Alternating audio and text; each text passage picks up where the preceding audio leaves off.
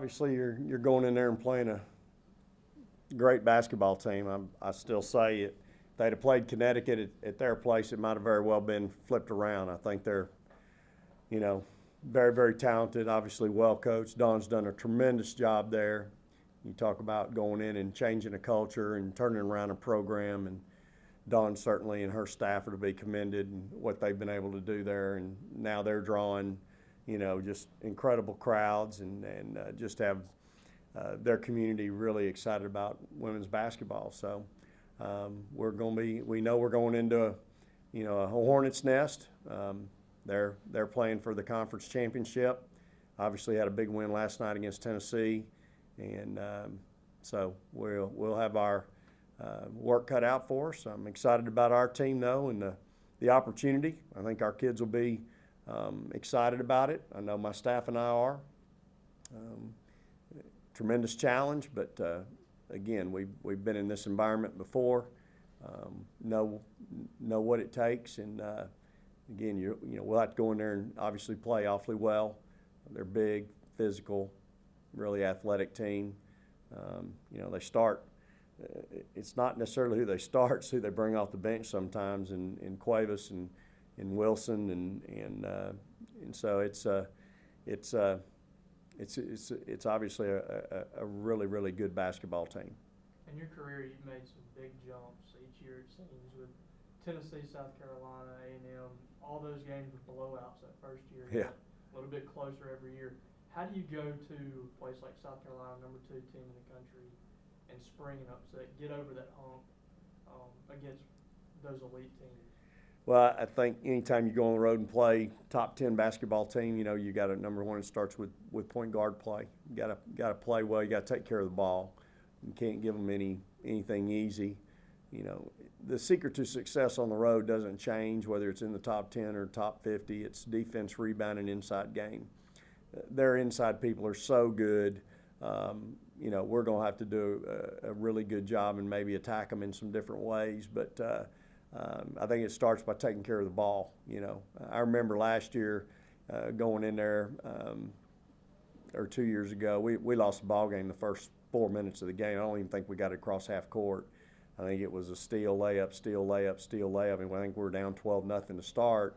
Might have been 19 at half, and then we played them dead even the second half. I think 22-22, and that may have been 2 years ago. But just try to take something maybe from that ball game. Last year here, it was a heck of a game. I think it was a 2-point game maybe with 2 to go, and it got away from us late. But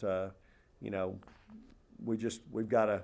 They're a different team this year. They're better. They got better skill set players. They're wiser, older, more mature. Obviously you're playing a team with 1 loss, and they're a very confident basketball team. Coach, you talked about the bullseye in the luncheon. 13 coaches fell in with an AP, and it's not going to surprise South Carolina coming in. No, and that goes back to what I told this team at the very beginning of the year. I just didn't think then. I know we're not now going to, we're not flying under the radar anymore, and we're not going to be, it's not going to be a surprise. I think everybody knows and respects our kids. They respect my staff, and so we're going to get everybody's attention. You're going to get a great scouting report on us, and everybody has their kids ready to play us. You don't have to look any further than Sunday at Alabama. I knew that was going to happen. Those kids were playing for their postseason life in the NIT. They had played us well here, and it was a dogfight. So I think everybody's going to, I knew that would be the case this year, and certainly going to be the case, the rest of the season. Coach Staley's had a couple more years than you guys have had here, but from what you've observed of her time there, whether it be social media, just talking with coaches, things like that, are there any similarities to how she's built things there to how you guys have built things here? I think there's a lot of similarities. I think there's, when they started, obviously they had fallen on hard times, whereas before they had some good times and then fallen on hard times. And so, but I think there's a lot of similarities. Her first year or two was a little bit, I don't think they made postseason her second year. I think the third year they made the NIT, maybe the fourth year then they finally got in the NCAA. And so I think from that standpoint, there's some similarities there, and then obviously the fan base thing is just off the chart, you know. And I'd say it's off the chart here. I mean, we're getting 5,100 tonight in a community that has 25,000 people in this directly. I mean, obviously Columbus, West Point, and those communities around us, but just in the town. So I think there's similarities in their drawing and in their fan base and the excitement about women's basketball. And so, you know, Dawn's, again, a very personal, very passionate, has done a good job in raising awareness of women's basketball. Obviously, she's a gold medal winning point guard, Olympic point guard, and now is coached some USA basketball. So, but yeah, I'd say there's lots of similarities. In preparation, do you dip into the aspects or what happened at Tennessee when you lost by 12 and then improved at Kentucky double overtime? Do you dip back into those experiences heading into South Carolina? Well, I think certainly those experiences should help you. You know, we've got some travel issues today, so we're going to have to practice here, cut practice short. Today's typically our long day. We lift, we watch 45 minutes of film, and then we go to the floor, and we're not going to be able to lift or watch film until we get there tonight because we're going to have to leave tonight due to the weather. So that's kind of disrupted today, and today's usually an important day for us. But I think anytime you're in those environments, you know, Kentucky had a lot of people there. Tennessee obviously had a lot of people there. It's a 5-point game at Tennessee with 3:17 to go. We just ran out of juice. Yeah, certainly I think you can draw from that. Again, the biggest thing you better draw from it is just the competitive and physical nature of the game because it's going to be that, you know, at South Carolina. And if you're not competitive, if you're not ready to step into that arena and fight and get after it, it doesn't matter what the game plan is or anything else. If you're not competitive and willing to be in a physical, you know, confrontation, it's going to be a hard night for you. Are there similarities between you and Coach Staley in terms of personality, or I don't know if she ever umpired her? Yeah, I'd say we're both really competitive. You know, I think you can see that in watching her coach. She's a very competitive coach. I think she's also a coach that holds kids accountable, and you know, I think the same could be said about me. So I think we're probably really similar in those two areas, from a coaching, competitive, wanting to win, passionate about our job, love what we do, love our players. I think we're probably real similar in those regards. What was your plan tomorrow, and what will it be now with the travel? Well, plan tomorrow would have been what we're doing today, which is 2-hour workout, and then get on a plane and go and have dinner and watch film there. So tomorrow we'll get up and hopefully be able to watch film before we go to practice. We'll have study hall there, and then go to workout and probably watch a little more film tomorrow night. But I think if the weather's like it's going to be here, school's going to be closed anyway, so hopefully we don't miss any school tomorrow.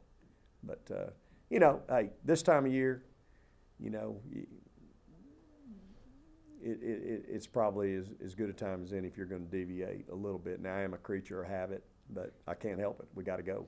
You know, they say, hey, you either go today or you may not get there. I'm going today. At this time of the year, we the media like to look ahead and kind of prognosticate. Sure. Give people things to chew on.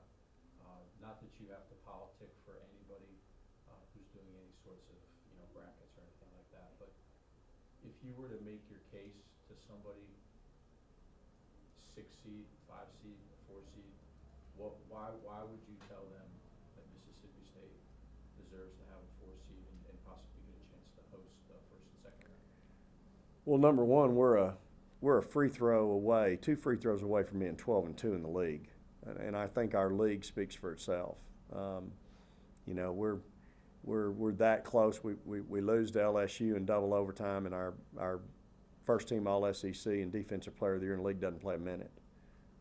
We go to Kentucky, and you know, virtually you make 1 free throw, you're going to win that game. So again, I think from that standpoint, that speaks for itself. If you're 12-2, I don't think anybody'd be questioning you're not a top 4 seed. So, you know, for us and for where we are right now, we're 11th in the AP, 13th in the coaches poll, which they don't pay any attention to that. But I think our RPI is top 30. Our strength of schedule is now moved up into the top 100. But we've obviously got some really good wins. Well, I think right now we are 4-3 against the top 50 RPI. And so that's pretty good.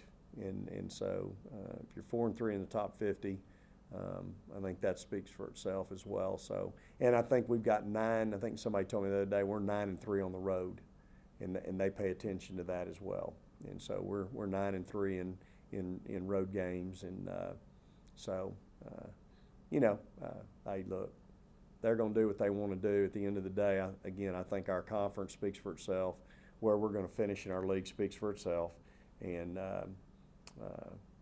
you know, our team we've won 25 games as of today, and potentially you're going to have, you know, some more before then. So it's hard to do in this league. The schedule that you guys had in place for this season, was that made up by you and your current staff, or were there any holdovers from the previous? No, that's all, everything we did. You know, we actually got out of the Virgin Islands tournament to play in the WNIT, and really thought in the WNIT, we knew if we did our job, we'd play West Virginia in the semis, but really felt like, based on previous years, we probably would have to go to Penn State. They've been a power in the Big Ten, but Penn State's had a down year, didn't make it to the championship game, and so you know, that was a game we didn't get to play versus a team we felt like would have a good RPI. And so that being said, you got to give Southern Miss a little credit. They haven't been the same team since we left them. They have been on a tear since we left town. And so I'm expecting a thank you card and some candy from Joy Lee any day, because they have really been a different team, you know, since we left there. So, and good for them. Yeah, I was just going to ask one more about the schedule in Yep. terms of when they're going to be parsing, you know, all those numbers, RPI, SOS. What did you have? Not defense is not the right word, but the schedule that you've played, they're going to say that the strength of schedule for, I think, 7 of your wins is 200 or higher. Right. Do you offer any rebuttal to that, or do you just say that everybody that we played non-conference we beat, and that stands for itself? Well, again, you can't. Some of those teams that we scheduled, we thought would have better years. They've had injuries. You can't factor that in. Some of those teams we probably don't need to schedule in the future. But at the end of the day, because of our geographic location and because of some other factors, budgetary and other, it's hard for us to get some of those guarantee games against teams that have a little bit better RPI or strength of schedule. We're a little bit handcuffed in that regard. And so I can't play knockdown, drag-out games every night. I've got to play our young kids and help them develop a little bit. And, you know, when a team, you know, is offering 25 or 30,000 for a game guarantee, and I'm not offering that, it's hard to get some of those teams. And so I think at the end of the day, we can control some of it, certainly. And I think we've got to make some decisions based on that and change a little bit of our thought process. But I don't think anybody in the room sitting here today would have thought we'd be 25-4 right now. And so sometimes it's a philosophical thing, and you've got to schedule what you think is best for your team. And I knew I had 5 freshmen coming in, and I knew that, you know, they were going to play a lot, but I had to get them some confidence also. But remember, I think you got to give us a little bit of credit in that we had 3 seniors, 33 points and 15 rebounds a game sitting on the bench while we won the NIT against some pretty good teams. You know, Western Kentucky and A-State are probably going to be right there 1-2 in their conference if they don't win their conference and be in the NCAA tournament. And West Virginia was number 16 in the country when we beat them. and they've kind of, you know, they bounced back, had a good win the other night against somebody, and they've kind of, yeah, I think it was. So you know but you know, again, you can't control what's happening to everybody else. You can only control what's happening to yourself. But I think winning 10 games in our league, playing Kentucky to double overtime when they were 10th in the country, losing to LSU at home on a night when you sat your best player to double overtime, and here we are today. I think that speaks for itself. I don't think anything we did in November should affect that one bit. I think our conference speaks for itself and is self-explanatory.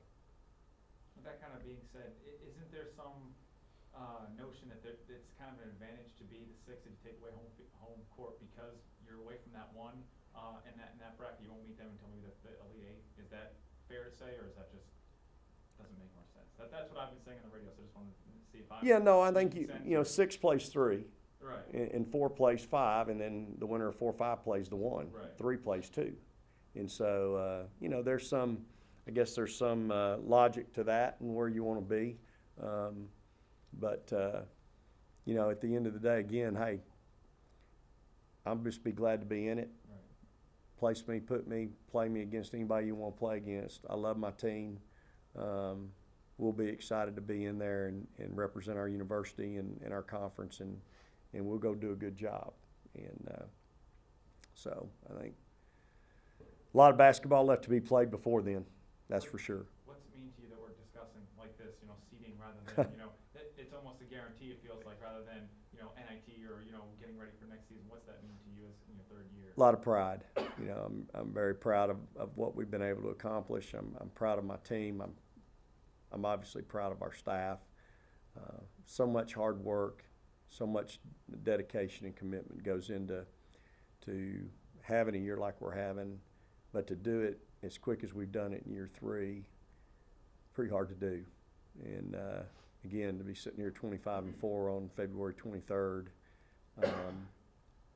I'm really proud of what we've been able to do. But again, we got a lot left, a lot of basketball in front of us. It's we can't get caught up in all that right now. We've still got to get ready for South Carolina on Thursday. You got a game on Sunday, and then you got a conference tournament to get ready for. So all we can do right now is take care of what's in front of us. I think if we take care of what's in front of us, it's only going to help us down the line.